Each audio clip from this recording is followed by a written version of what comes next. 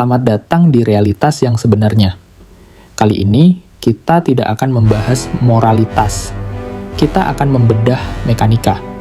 Kita akan membongkar bagaimana sebagian besar interaksi manusia pada dasarnya adalah pertukaran kekuasaan yang terselubung. Secara evolusioner, manipulasi adalah perangkat lunak bertahan hidup. Sebelum kita memiliki taring atau cakar, kita memiliki kemampuan untuk menipu rival demi sumber daya. Otak kita diprogram untuk mencari jalan pintas sosial. Masalahnya, di era modern, perangkat lunak purba ini digunakan bukan untuk berburu, tapi untuk menguasai ruang rapat, ruang keluarga, dan ruang kelas. Untuk memahami manipulator ulung, kita harus melihat fondasi psikologisnya. The Dark Triad. 3 serangkai kepribadian yang jika digabungkan, menciptakan arsitek manipulasi yang sempurna. Mereka tidak melihat manusia sebagai rekan. Mereka melihat Anda sebagai aset, liabilitas, atau alat. Memahami ini adalah langkah pertama pertahanan Anda.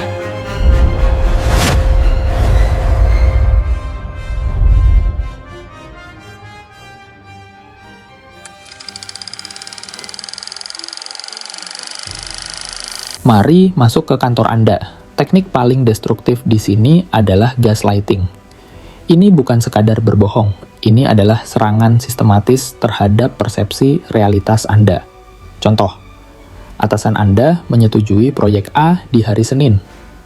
Di hari Jumat, dia menyangkal pernah menyetujuinya dan mempertanyakan ingatan Anda di depan tim. Secara psikologis, ini menciptakan disonansi kognitif. Otak Anda memegang 2 realitas yang bertentangan, ingatan Anda versus pernyataan otoritas. Untuk mengurangi stres mental ini, korban seringkali memilih menyerah pada realitas si manipulator. Dampaknya, erosi kepercayaan diri kronis. Anda menjadi karyawan yang ragu-ragu, bergantung sepenuhnya pada validasi eksternal si manipulator. Namun, kita harus objektif. Dari sudut pandang Machiavellian murni, teknik ini efektif. Seorang manajer yang mampu membuat bawahannya terus-menerus merasa kurang secara strategis berhasil menekan tuntutan kenaikan gaji dan menciptakan kepatuhan absolut berbasis rasa takut. Ini tidak etis, tapi ini efisien dalam jangka pendek.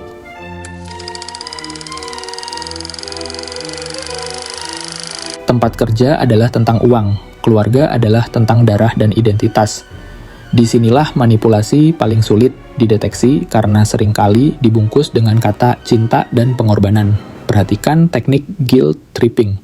Orang tua narsistik sering menggunakan pengorbanan masa lalu mereka sebagai mata uang untuk membeli kepatuhan Anda di masa depan.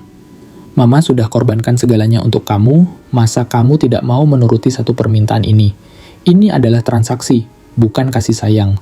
Ini mengubah hubungan anak orang tua menjadi hubungan debitur-kreditur seumur hidup. Dampak psikologisnya adalah FOG, Fear, Obligation, Guilt. Anak tumbuh menjadi dewasa yang tidak mampu membuat keputusan independen tanpa merasa sedang mengkhianati orang tuanya. Mereka kehilangan otonomi diri.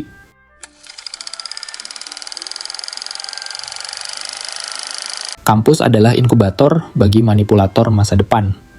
Di sini, mata uangnya adalah status sosial dan persepsi intelektual. Perhatikan senior atau aktivis kampus yang menggunakan bahasa yang sengaja dibuat rumit untuk membungkam debat. Ini adalah intellectual bullying. Mereka tidak mencoba berkomunikasi, mereka mencoba mendominasi. Dengan membuat lawan bicara merasa bodoh karena tidak memahami jargon, mereka memenangkan argumen tanpa perlu memiliki substansi yang benar. Ini adalah manipulasi status.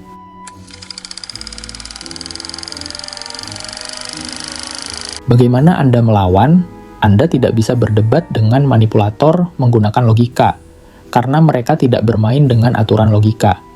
Perkenalkan, metode batu abu-abu, Grey Rock Method. Jadilah membosankan, jangan berikan suplai emosional. Ketika mereka mencoba memprovokasi, respon Anda haruslah seringkas data biner. Ya, tidak, saya tidak setuju. Tanpa emosi, manipulator kehilangan makanannya. Manipulasi ada di mana-mana. Memahaminya bukan berarti Anda menjadi jahat, itu berarti Anda menjadi dewasa. Pilihan ada di tangan Anda, terus menjadi boneka yang menari mengikuti tarikan tali tak terlihat, atau mengambil gunting dan memotong talinya hari ini.